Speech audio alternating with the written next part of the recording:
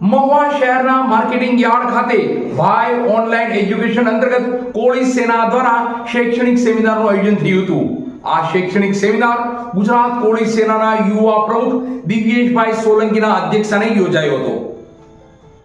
મહુવા કોળી સેના દ્વારા અને ભાઈ ઓનલાઈન એજ્યુકેશન એપ્લિકેશન કોળી સમાજના વિદ્યાર્થી ભાઈઓ તથા બહેનો માટે ફ્રી શૈક્ષણિક સેમિનારનું આયોજન કરવામાં આવ્યું હતું, જે ગુજરાત કોળી સેનાના યુવા પ્રમુખ દિવ્યેશભાઈ સોલંકીના અધ્યક્ષસ્થાને થયું હતું। મહુવા તાલુકા તથા આજુબાજુ પંથકના વિદ્યાર્થી ભાઈઓ બહેનો જે યુપીએસસી, જીપીએસસી તથા ક્લાસ 1, 2, 3, 4 ની તૈયારીઓ કરે છે તેવા વિદ્યાર્થી માટે મહુવા કોળી સેના દ્વારા મહુવા શહેરના માર્કેટિંગ યાર્ડના સરદાર હોલ ખાતે એક શૈક્ષણિક સેમિનારનું આયોજન ગુજરાત કોળી સેનાના યુવા પ્રમુખ દિવ્યેશભાઈ સોલંકીના અધ્યક્ષસ્થાને થયું હતું। થોડા દિવસો પહેલા જ કોળી સમાજના યુવા નેતા દિવ્યેશભાઈ સોલંકીના જન્મદિવસ નિમિત્તે ભાઈ ઓનલાઈન એજ્યુકેશન એપ્લિકેશન લોન્ચ કરવામાં આવી હતી।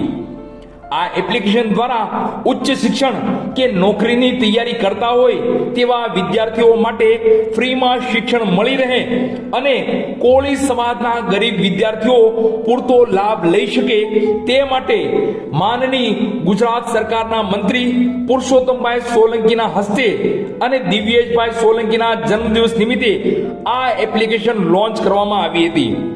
ત્યારે આજના આ શૈક્ષણિક સેમિનારમાં આમંત્રિત મહેમાનોના હસ્તે દીપ પ્રાગટ્ય કરવામાં આવ્યું હતું।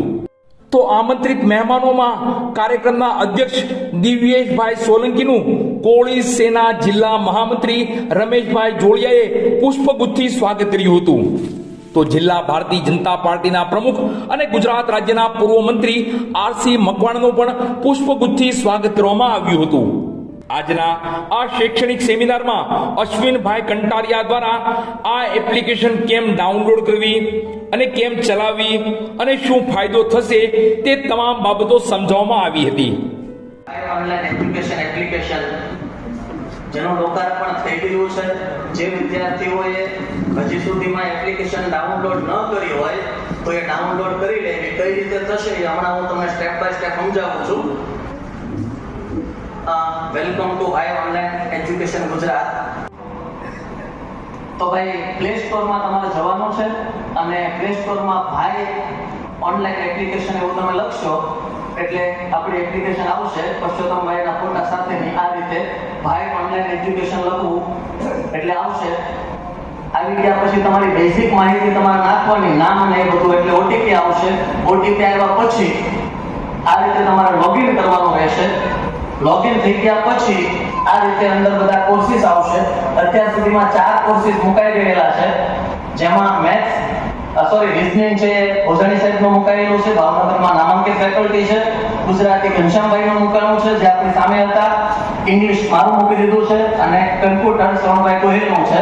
આવતા અઠવાડિયે બીજા વિડીયો એમાં અપલોડ થશે અને યુટ્યુબ ચેનલ પણ છે। બહુ કઈ વિશેષ એમાં છે નહીં, સિમ્પલ છે, બરાબર। તો ગુજરાત સરકારના પૂર્વ મંત્રી અને જિલ્લા ભારતીય જનતા પાર્ટીના પ્રમુખ આરસી મકવાણાએ શિક્ષણને લઈ મહુવા ઘણું જ આગળ છે અને ખાસ કરીને હાલ મહુવા શહેરમાંથી કોળી સમાજના વિદ્યાર્થીઓ દર વર્ષે 8 થી 10 ડોક્ટર બને છે તે ગર્વની બાબત છે। પણ શિક્ષણ અગત્યનું છે, મહત્વનું છે તેવી તમામ બાબતોની વાતો કરી હતી। શિક્ષણનો કાર્યક્રમ આપણે રાખતા થયા છીએ ને એટલે આપણા માટે બહુ ગૌરવ હોય છે। કાર્યક્રમો તો આપણે ઘણા બધા કરીએ। કોળી સમાજ માટે મેં દિવ્યેશભાઈને હમણાં વાત કરી કે મહુવા આમ તો બધા ક્ષેત્રમાં ધીમે ધીમે આપણો કોળી સમાજ છે એ અગ્રસ્થાને આવતો રહે છે। આર્થિક રીતે પણ હવે થોડો પગભર થઈ ગયો છે। શૈક્ષણિક રીતે મેં એને વાત કરી કે મેડિકલમાં 8 થી 10 દીકરા દીકરીઓ MBBS કરવા માટે ફર્સ્ટ યરની અંદર અહીંયા મહુવામાંથી એડમિશન લે છે। CA થયેલા વલ્લભભાઈ બેટા એમનો દીકરો અહીંયા ભાઈ બેઠો છે। આ 2-3 જણા CA થયેલા છે। એન્જિનિયરો તો કેટલા હમણાં કૃષિભાઈ નિવૃત્ત થયા છે, પારિયાભાઈ નિવૃત્ત થયા છે, મામલતદાર તરીકે જોડિયા સાહેબ નિવૃત્ત થયા, આપણે જેમનું ઉદ્ઘાટન કર્યું મેયર સાહેબ, શાંતિભાઈ આ બધા આપણા સંઘના પ્રમુખનું શિક્ષણ અહીંયા છે એની બે સાબિતી તમને આપું. તાલુકા શિક્ષક સંઘના પ્રમુખ મનુભાઈ છે અને નિલેશભાઈ આપણા નગરના શિક્ષણ સમિતિના જે શિક્ષક સંઘના પ્રમુખ છે એટલે સંઘના બે પ્રમુખ કોળી સમાજના છે. એટલે આપણે હવે એવું ન કહી શકીએ કે શિક્ષણ નથી.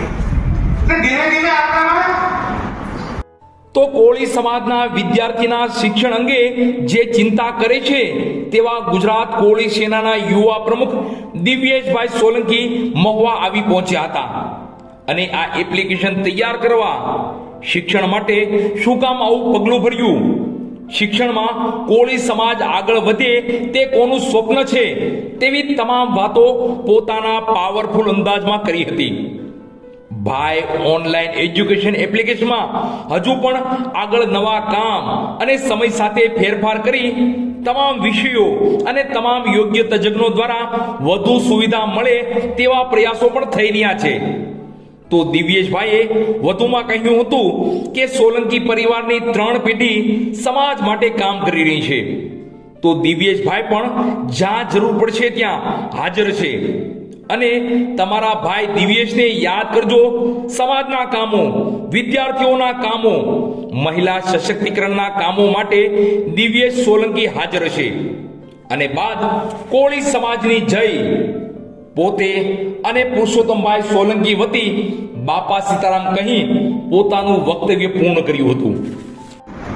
કોળી સેના વ સમસ્ત કોળી સમાજ દ્વારા આયોજિત ભાઈ ઓનલાઈન એજ્યુકેશન ના લાભાર્થે સમાજના વિદ્યાર્થીઓ, સમાજના યુવાનો માટે રાખેલ આજની આ સફળ બેઠકમાં પણ મિત્રો, હું એક એવા વ્યક્તિનો પુત્ર છું જેવે સમાજ માટે,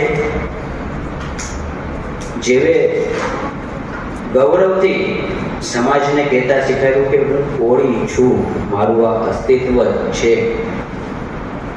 એવા પિતાનો પુત્ર અને એનું એક સપનું જ્યારે આરસી કાકાએ એક વક્તવ્ય કીધું ને, એમના એક 2 શબ્દમાં એમણે કીધું કે પેટે પાટા બાંધી અને તમારા દીકરાને ભણાવજો. હું ખૂબ નાની ઉંમરે મારા બાપુજીના મોડે હું સાંભળતો, જ્યારે સામાજિક સમૂહ લગ્ન હોય, સમાજની કોઈ મિટિંગો હોય, સમાજના આગેવાનો જ્યારે ભેગા થયા હોય કે પેટે પાટા બાંધી અને તમારા દીકરા દીકરીઓને ભણાવજો ને ખાસ કરીને દીકરીઓને ભણાવજો, કારણ કે દીકરી છે ને એ એકની 2 કરતા આવે છે. આવા વક્તવ્ય જ્યારે હું એમના સાંભળતો અને સમાજમાં અહીંયા અમારે જોડિયા સાહેબને એને બેસા છે, જેટલા પણ નિવૃત્ત કર્મચારીઓ હતા, આપણા જે શિક્ષકો છે, પોલીસ બેડામાં સરકારી એકય એવા વર્ગ નથી જ્યાં આજે કોળી સમાજ બેસો ન હોય. પણ મિત્રો, એને હજી આગળ કઈ રીતે ધુપાવો?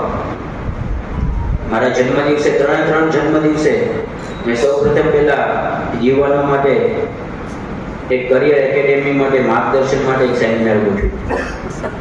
બીજા જન્મદિવસે દીકરીઓ માટે કન્યા કેળવણી અને દીકરીઓને એનું જીવન કઈ રીતે જીવવું એની માટે એક કાર્યક્રમ ગોઠવ્યો. જ્યારે સૌપ્રથમ પહેલા કાર્યક્રમ ગોઠવ્યો ત્યારે મેં મારા બાપુજીના આરસી કાકા, એક બાપુજીનું જે એક સપનું હતું કે આપણા સમાજમાં એક દીકરા IAS IPS, આપણા સમાજમાં એક ક્લાસ 1 અધિકારીઓ હોવા જોઈએ, જેથી સમાજને નાના મોટા એવા કોઈ વિષય હોય ને તો સમાજને ક્યાંક ને ક્યાંક આપણા લોકો ઉપયોગી થાય.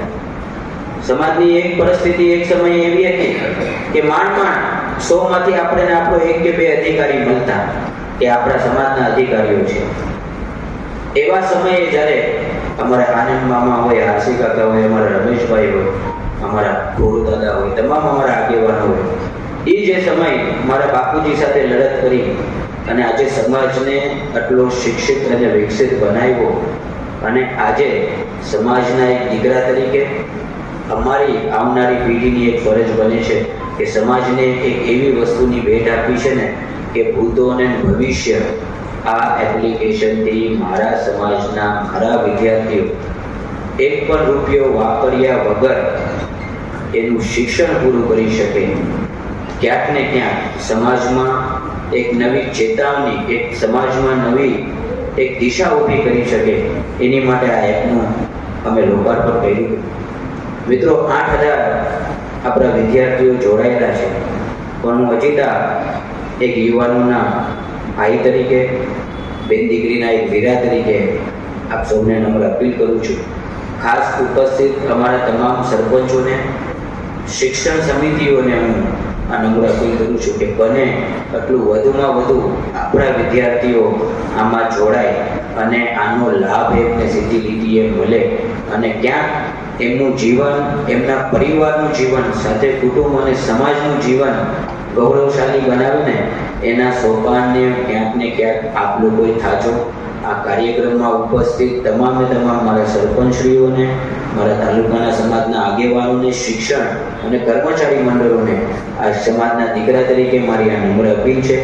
પુરુષોત્તમભાઈનું જે આ એક સપનું એવું હતું કે બાકી રહ્યું હતું, એ સપનું હોય ટૂંક સમયમાં આપણે સૌ અહીંયા ઉપસ્થિત તમામ આગેવાનોની મદદથી અને આપ સૌ વિદ્યાર્થીઓના મદદથી આપણે એ આ સપનું એમનું પૂરું કરીએ એવી માતાજી દાદા પ્રાર્થના કરું છું. ખૂબ સમય મોડો થઈ ગયો અને આપ સૌ ઉપસ્થિત રહ્યા એ બદલ આપ સૌ, ખાસ કરીને તમામ સામાજિક આગેવાનો મિત્રો, ખરેખર એક સમાજના યુવા પ્રમુખ તરીકે, દીકરા તરીકે હું આરસી કાકાથી લઈને તમામ સામાજિક આગેવાનો છે, અમારા રમેશભાઈ છે, અમારા સેનાના મહામંત્રી, અમારી આખી સેનાની ટીમ, મારા વતી હું ચાહું છું કે આપ સૌ એકવાર એમને સૌને બિરદાવો, આ ત્રણ વક્તાઓને બિરદાવો અને આજે જોડાયેલા તમામ વિદ્યાર્થીઓને. મિત્રો, હું કોઈ મોટિવેશનલ સ્પીકર કે એવો કોઈ વ્યક્તિ નથી, પણ છે ને ક્યાંક હૃદયમાંથી છે ને સમાજની ભાવના, એને વ્યક્તિત્વનું તમે એનો પહેરવેશ બદલી શકશો, એનો રંગરૂપ બદલી શકશો, એનો હાવભાવ બદલી શકશો, પણ એના જે લોહીના સંસ્કારો હોય ને એ કોઈ દિવસ બદલાતા નથી.